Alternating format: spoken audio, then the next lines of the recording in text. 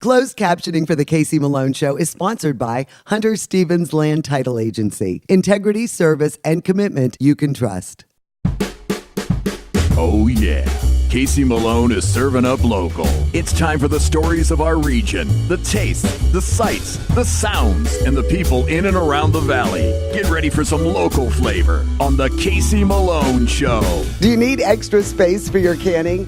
Check out the Commonwealth Community Kitchen on Elm Street, Youngstown's north side. But first, we tour the Museum of Ceramics in East Liverpool. Interesting local history. Join me for a really interesting segment. We're going inside and getting the grand tour of the Museum of Ceramics right here in East Liverpool, Ohio.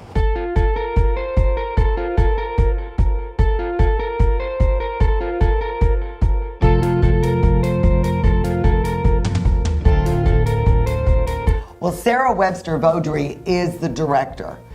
And Sarah, I love this museum. I mean, I really think everyone from our region needs to visit and learn the history. This was the pottery capital of the world. Well, it's certainly the pottery capital of the nation since the 1880s. It started back then in terms of our supremacy over other places, and it remains the pottery capital of the nation. Even now, we have more pottery made in this area than anywhere else in the country. So, at its peak, how many potters were here in East Liverpool? I'm guessing here, but I would say probably around 20,000 people were involved in the pottery industry, whether it's making pottery, owning potteries, working for pottery-related businesses. And we've had hundreds of potteries here over 3 centuries as well. So we've had more potteries here than anywhere else in the country, as well as making more ware. So James Bennett was the very first commercially successful potter in the area, and then he brought his brothers from England, and then that inspired hundreds of other English potters. So this clay was exactly what they needed. It was a yellow clay, and we have huge amounts of it. You could still go out and dig it right out of the hillsides if you were so inclined. So from the 1840s through the 1870s, all the clay that was used for the pottery industry in this area came right from our hillsides. They didn't have to bring it in from anywhere else. So we had huge amounts of yellow clay. We have the wonderful riverside location, which helps to move the ware up and down the river. And we had all this influx of British skilled labor. In the 1850s, it said that we had more English accents on our streets than American accents. And including my ancestors. My ancestors got here in 1847 to East Liverpool, and the Vaudrys made pottery in the USA. I mean, you come by this for 100 naturally. years. Yes, I do. And to be the director of this museum. But we were just one of hundreds of potteries in the area. I mean, that is hard to believe. Hundreds of pottery factories. And now and we're down to 3 main ones. We have Homer Laughlin, which started in East Liverpool. Yes, they're in nearby West Virginia, but we're one big happy tri-state area family here. So we still claim Homer Laughlin, and Homer Laughlin is the nation's largest pottery in the whole country. And they acquired Hall, did and they a few years ago, did buy the Hall China Company, but Hall is able to maintain their same name, so they're still making ware with the Hall China name. The Hall China Collectors Group is just as ardent about loving Hall China as the Homer Laughlin China Collectors Group is about loving Homer, and now there's some nice support between the 2 groups. And who is the third pottery? And the third pottery is called American Mug and Stein. It's in the downtown of East Liverpool, and that is a descendant of a pottery called the Pioneer pottery. So it used to be called Pioneer, now it's American Mug and Stein. And American Mug and Stein came to national prominence a few years ago because we had the head of Starbucks come to town and confer with the owner, and the result of that is that American Mug and Stein upgraded their facility, hired more workers, and made 20,000 mugs for Starbucks. And we're here in the theater, and this is where you recommend we start the tour. We start the tours here if people have time. It's a 12 or 13 minute little video clip, some interviews with me, my father, who's on our board and is a really knowledgeable, history-loving man, a woman who has since died, who was like the queen of downtown East Liverpool, Joan Witt, who was a wonderful history lover and historian, and then friends of ours, Bill and Donna Gray, who are local authors and historians themselves and museum supporters and wonderful people. So there are just so many great people in the area who love this history. This whole section was part of the post office public area, so they lavished a lot of resources to make this beautiful. They had people doing beautiful plaster work and doing wonderful architectural details. Just every little place you look, it's a very harmonious design. Yeah, it's a beautiful building. Beaux-Art design. Right here, this is one of the treasures of the museum. It's the only one known to exist, and there are collectors of this pottery who would just love, love, love if I said, oh, go ahead and take it. It's not mine to give, though. This is made by Harker Taylor and Company, and it is a hand-marbled water cooler. And it used to have a lid and it doesn't anymore, but you can just look at this and see that is an amazing bit of artistry, and there's an awful lot of artistic energy that was lavished on this. And it's interesting too, because in a time when most people didn't even bother putting the name of the pottery that made these things, they didn't put their names on their ware because they just wanted to make it and sell it. These folks put their name on it, and they didn't put it on the bottom, they put it front and center as if to say, we are so proud of this. We'll be right back with more from the Museum of Ceramics. I'm here at the Magic Tree Pub and Eatery with owner Phil Rita, and you know his craft beer selection here at the Magic Tree is the largest in the region. And now, what are you doing with wine? We are so excited to bring the area's very first wine draft system right here to the Magic Tree in Boardman, Ohio, and it is like drinking wine from the winery. We received the barrel directly from the winery, and it is fresh and delicious to the very last drop.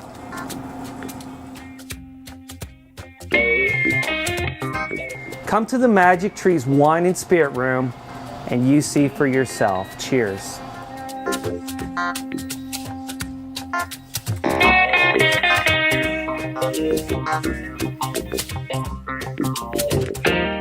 Part of growing up in Youngstown is growing up with Rowley Brothers Markets. Even friends who have moved out of town come to shop and say hi when they're home for a visit. And my family has always shopped at Rowley's, and today they are still my favorite grocery store. My recipes depend on the best ingredients, and that's why I get them at Rowley's, where you'll always find the freshest food at the best prices. Rowley Brothers is a proud sponsor of the KC Malone Show. The quality that customers have come to expect is true local flavor. Are you ready to step up to Exmark? The mowers purchased 2-to-1 over the next best-selling brand by landscape pros? Do it now during the Exmark Quest National Sales Event and get a $700 instant rebate on Exmark Quest front steer mowers. Pro-grade performance in a premium residential zero-turn. Exmark, engineered by us, trusted by them, ready to work for you. Visit exmark.com to find a dealer near you.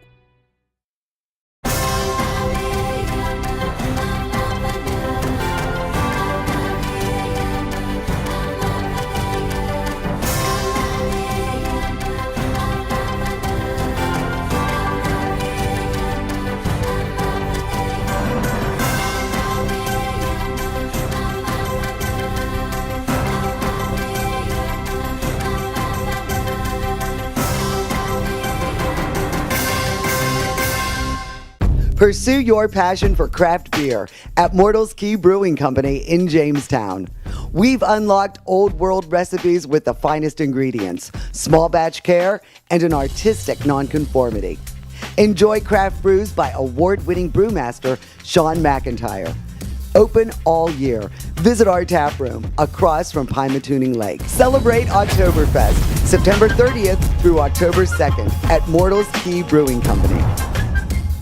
Hurry into a Spitzer location near you to enjoy the lowest prices of the year on some of our best-selling 2016 models. You can save thousands on your new vehicle with the Spitzer Model Year-End Sales Event. Spitzer, saving you more since 1904.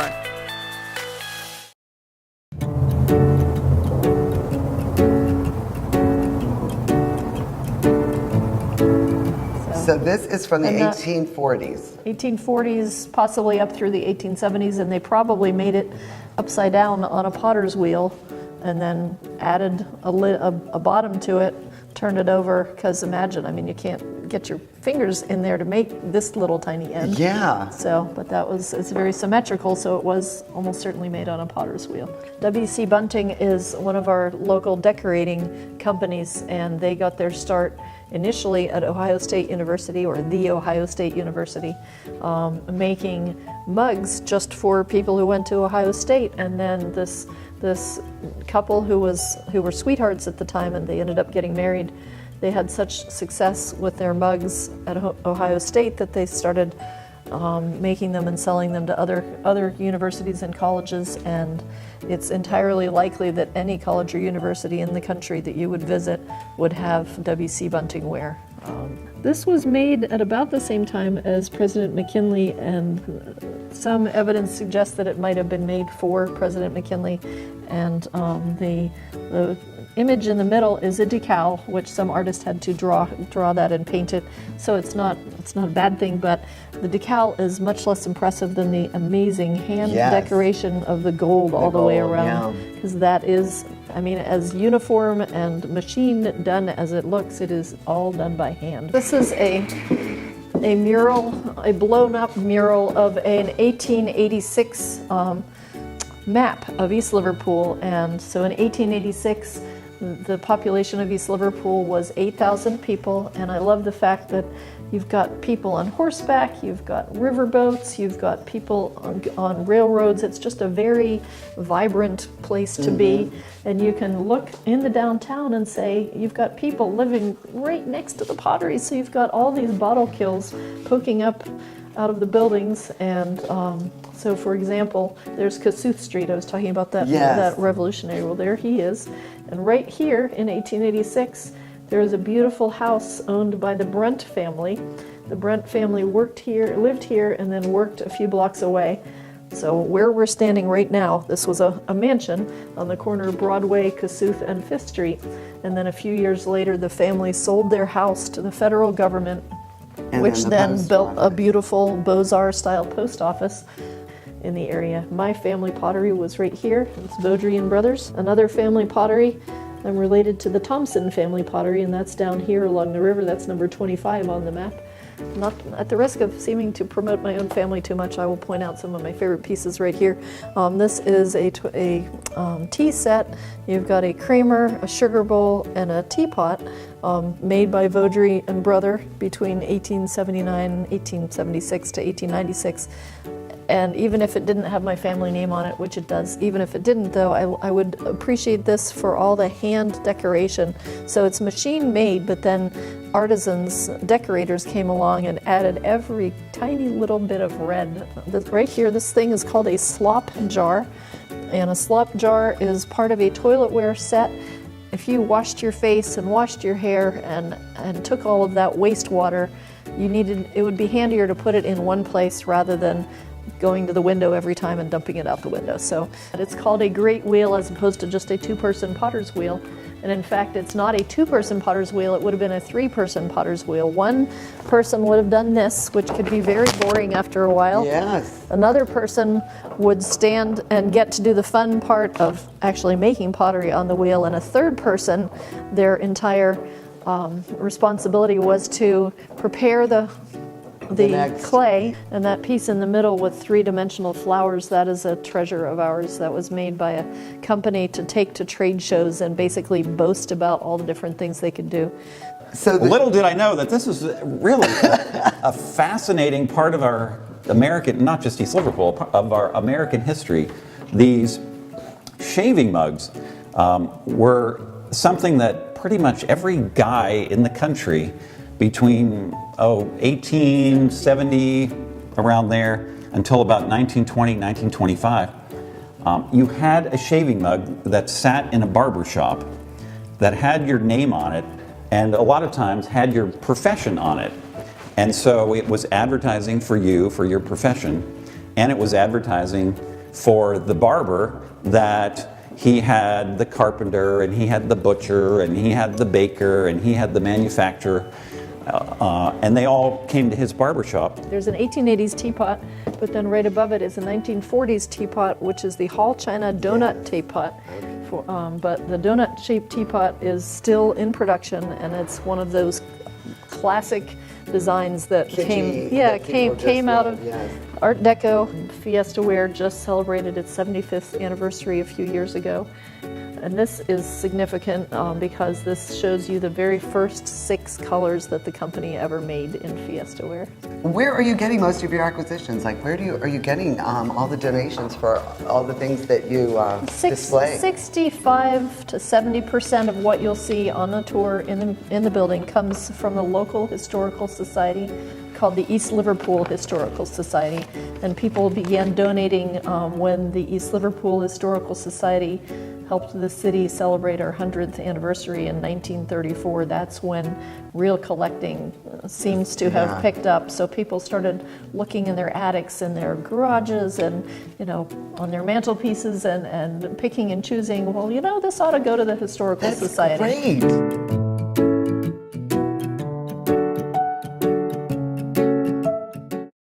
The Casey Malone Show will be right back with more local flavor. Hi everybody, I'm Danny, owner and operator of Cthulhu Prime Meats, a third-generation butcher shop that not only specializes in quality, but also in customer service and doing things in a new technological way. Chris here is our customer service manager. Chris, what do you think that we do differently than any other grocery store? I think we personally not only offer great product, but we can offer a great customer service experience as well. We try and treat all our customers like they were family and friends, ask how their family's doing just so they can keep in touch, and give them that customer experience that they deserve. And the nice part is we not only do that inside the store, but also on CthulhuPrimeMeats.com, where you can buy a lot of our products that we carry here, whether it be grass-fed beef, organic chicken, some of our specialty burgers and bacon. Those are wonderful, and we're going to provide that same customer experience online as we do in store. Come see us in store or online. Make your next meal one to remember.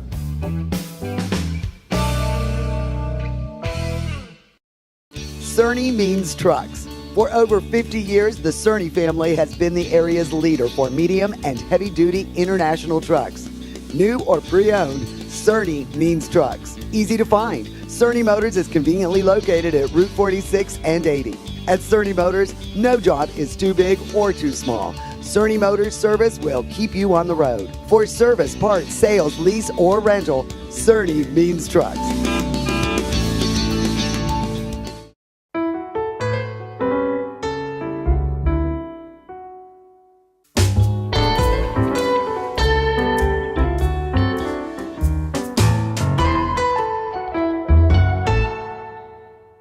There's a new standard in assisted living. One that combines comfort, luxury, convenience, and the highest quality expert care. Your loved ones can experience it now in Canfield's premier senior living location. The Inn at Ironwood offers fine dining and amenities such as a concierge, salon, housekeeping, and laundry services. And a truly elegant setting in Canfield. Call us for more information or visit us and take a tour. The Inn at Ironwood, Canfield's premier senior living location. Hurry into a Spitzer location near you to enjoy the lowest prices of the year on some of our best-selling 2016 models. You can save thousands on your new vehicle with the Spitzer Model Year-End Sales Event. Spitzer, saving you more since 1904. What happens when you combine a girl's best friend with her favorite aphrodisiac? Levian Chocolate Diamonds. So exquisite you can almost taste it. Only Levian creates jewelry with chocolate diamonds. Uniquely set in strawberry gold, these rare diamonds are melting hearts the world over. Just remember to indulge responsibly. Available at Kamara Jewelers. Get real, get Kamara. We are here at the Commonwealth Kitchen Incubator, Youngstown's North Side. Tom Phibbs is the manager. And if you are a young, budding entrepreneur and you've got a great idea for food or production, this is the place to come. Absolutely. How long have you been open? We have been open for about 2.5 years now, and we're still trying to spread the word. So I mean, I did not know anything about this till like a month ago. So you can come here and we help you get set up, whether you have an idea or a food business. We can walk you through all those good manufacturing practices and help you get ready for market. And you don't have to be a professional. You can also use this business if you wanted to do something, you know, on your own. Absolutely, yeah. So we have folks that do like graduation parties, or it could be mom wanting to, you know, cook for the graduation party. We absolutely can help with that sort of stuff. Or if you just have to do a large event, you can definitely come in and use it. You don't have to have a food business of your own. I'd like to introduce you to Miss Davine Smith, the owner of Desi's Comforts. Davine actually was the first caterer here at the kitchen to take over the space for the day. So we allow caterers to come in and take over the kitchen for a day if you're trying to start your catering business, and we have a takeout window. So you can literally have folks order meals and they can pick them up right here at the incubator. And Miss Davine was actually the one that sort of helped get this initiative going. Wow. Now, what is your specialty, Miss Davine? Because I see a lot of beautiful desserts here. Deliciousness. I do catering, and I prepare meals, and I deliver them to the elderly and to the homeless. I prepare meals here at the incubator. I think my specialty is the sauteed cabbage and garlic shrimp. Ooh, that sounds and delicious. And the lemon glazed pound cake everybody loves, yes. I am definitely trying that. I want to try this. Now, is red velvet also one of your specialties? Because these are beautiful. I'm learning now, thanks to Tom in the incubator, how to do hors d'oeuvres and do like little mini treats, because a lot of people ask for little hors d'oeuvres and mini treats. Because appetizer and hors d'oeuvres are completely a different thing, and I've learned that. Casey, I'd like to introduce you to Michelle Wade, the owner of Scratch Food Crafters Catering. She's just getting started here at the kitchen, and a lot of really exciting, delicious stuff. And what kind of catering do you do? I do a little bit of everything. I make a salsa verde, that's one of my featured items, and I grill the tomatillos myself. I do too. We'll have to swap recipes when we're done with this. So this is one of your specialties, and then this looks amazing. What are these? These are potato pancakes. I made those to serve at the farmer's market tomorrow. Every Saturday morning, the Northside Farmer's Market over here across the street. Well, you remember the Franks, Amanda and Barry. They're the ones who turned me on to this from Joe Schmo's Hot Peppers. And this, I mean, how often do you come down here and jar your peppers? Well, right now it's on an order basis. So like when we get the orders from the stores, we come down here, we make an appointment and come down and do our peppers together and then deliver. Now, Barry, this is a recipe from your family. It is. It's actually, we've been making this recipe with my grandfather since I was a little kid, as long as I can remember. And how does he feel about you capitalizing on an ancient family secret? I had multiple meetings with him beforehand. And did he keep going through to make sure you were correct in all your amounts and stuff? Well, he knew that we had it down pat because we've been doing it for so long together. So, but I just made sure that I talked to him and go over there and cook a couple dinners with him to make sure, smooth him over a little bit. For the royalty rights? Right. Absolutely. So this is all professional grade equipment. Absolutely. I mean, the freezer, you've got, what is a dehydrator? How does that this work? is a dual zone commercial dehydrator, basically top of the line dehydrator. So, you know, some of us have those little ones that go on our countertop. They're white. You can dehydrate some tomatoes left over from the garden. This actually allows you to do 44 racks at once. And wow! We have a proofing cabinet over here, so if you're doing large batches of breads, you can proof those a bunch at once. Dual convection ovens for our caterers, 10 burner range, 2 gas stoves. This is actually a large tilt skillet, so just like your skillet you use at home, but it's much, much larger to do like large catering jobs. You have to do large batches, and then actually you can tip it, which makes for transportation much easier. Now we're going back a few years. If you remember the Penguin Pub, this is now going to be a cafe. Wow! Amy Allen is going to manage the cafe. What is the title? Cultivate a Co-op Cafe. So Cultivate will be opening in the near future. And what do you plan on doing at the cafe? Well, the cafe is part of Lake to River Food Cooperative, so we're going to be sourcing a lot of foods from the food cooperative, and those will be utilized in our menu here. So it's really a farm-to-table feel that we have going on, using the local food. You think you'll be open like breakfast, lunch, and dinner, or what are you planning on? We're going to just open, and we'll sort of play it by ear, and adjust our hours accordingly. I mean, it is really a bright cheery room, and I mean the back bar, everything looks beautiful. Well, we've talked about the 30-mile meal before, and Bethany here is the marketing arm. And what is your involvement with the incubator and the cafe? So the 30-mile meal is all about promoting local food by local producers, whether they're farmers, caterers, artisans. We want people that are sourcing local, buying food from local farmers. We want to spread the word about all of that. So we've got a ton of really exciting stuff happening here in the Mahoning Valley. And the Kitchen Incubator and the Cultivate Cafe and the Lake to River Co-op is just one really exciting piece of that story. Tom, this is a serious operation. I mean, you have a bottling machine? Yep, commercial canning line. So we've only had one full run, but we're doing a pasta sauce right now. It was really cool to see. You actually cooked it over here in the large 80-gallon kettle to bring it up to temperature. It's a hot fill one. And then it pumps right over here into the machine. It goes right into the bottles, down that conveyor, and you can do up to a case a minute. Now, what services do you offer here? So we offer free business coaching. So again, if you're still in the idea phase, you can call us and we can really help that grow. We also obviously have access to the kitchen. So if you have a food business, you can give us a call. You can use the space. And that's primarily it. So the coaching and the use of the facility. And then if you just wanted to rent it, if you were doing your own party or whatever. Absolutely. That's another way you could use this space. Absolutely. And we have cooking classes here the second and fourth Friday of every month. We have a food swap, Youngstown Food Swap, the first Sunday of every month, which is held in the cafe. So a lot of exciting stuff happening. You know, the big thing for us is economic development. And the easiest way, in our opinion, to help rebuild our city is by buying local food.